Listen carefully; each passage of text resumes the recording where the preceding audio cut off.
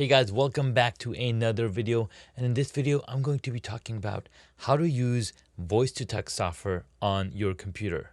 So let's take a look. Here's the post from Janet. Go like it, give it a care, and my good friend Charles Gilliam said Junaid may be able to help you. Here I was like, hey, this feature is actually now built into Google Docs and Microsoft Word, so you can dictate your own next novel or book. And they were like, oh my God, we had no idea. So here it is, me doing a video on this topic.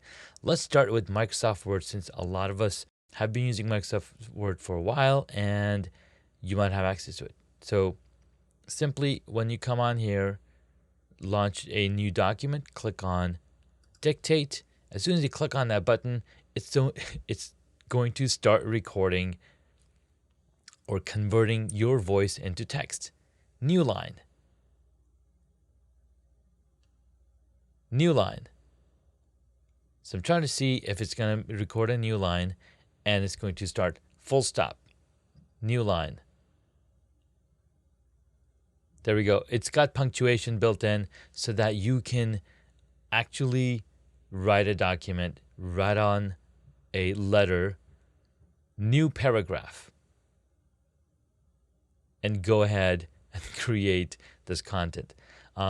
If you click on this little icon with the little exclamation point, a little question mark, you'll be shown Word for Mac help. And here you can see all of the different things that are available. You have punctuation, you can say period or full stop, comma, question mark, exclamation point, all of these cool things. It's all built in. You can click on emojis if you wanted to put in there, currency, mathematics, symbols, dictation commands, pause dictation, exit dictation, adding comments, right? All of these cool things are built into this. So if I'm here, I can click on this button again. Starting a new page, a new novel in your life is something that you probably thought about a long times, but you didn't know where to start. So you got to have a story to tell in your documents. So that's something that I just came up with, right? New paragraph. All right, so we're starting a new paragraph in this document. Let me do period. New paragraph. Let's make it happen. We are using Microsoft Word to record. Now, it sounds really funny because I'll keep calling it record, because technically I am recording audio, but I am converting that audio into text immediately, which means that I don't have access to this audio. I only have access to the words that I've written. Let's stop. Now let's head on over to Google Docs. And you probably see this microphone hanging out from the back. Let me go ahead and close this and tell you how to get to it. Now I'm using Google Docs inside a Google Chrome browser. You simply start your new document, click on Tools, go down over to Voice Typing, and this microphone shows up.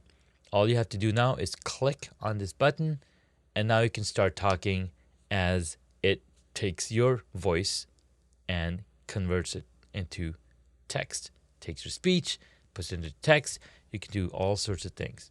Now, why would you use this type of functionality on your browser? Well, for one, as human beings, we can talk a lot faster than we can type. We can talk up to 300 words per minute, and we can write a lot of content in that speed. With typing, you might be able to get to 160 words per minute, but that means that you have been typing for a very long time, kind of like my brother. So there you have it. Now, I don't know if Google Docs enables or has the punctuation things that we saw in Microsoft Word. Let's give it a try. Period. New line. Are we creating a new line? New paragraph. Create a new paragraph. Right? So it's not taking those commands as commands for the application to take an action, because again, Google Docs is built into a web browser. There's a lot of limitations when using a web browser. It's simply taking the text that you're saying, the words that you're saying, into the audio phone. into the text format. So many different terminology. It's kind of crazy.